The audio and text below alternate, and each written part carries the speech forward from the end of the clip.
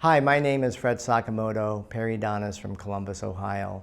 My expert tip today is on pre-procedural rinses.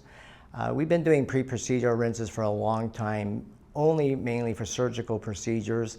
But since COVID, we were forced to do pre-procedural rinses for all patients that were coming in.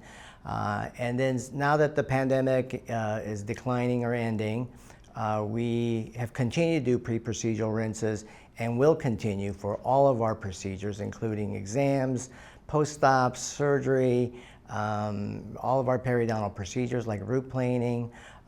So in the beginning, we were using chlorohexidine. We switched during the COVID to iodine rinses.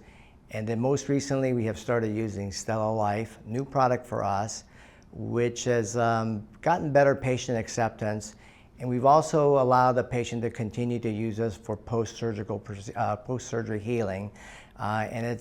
We were seeing better results with our healing during the first 2 weeks of healing. So we're very much looking forward to continue to use this product. So that is my expert tip. Thank you very much.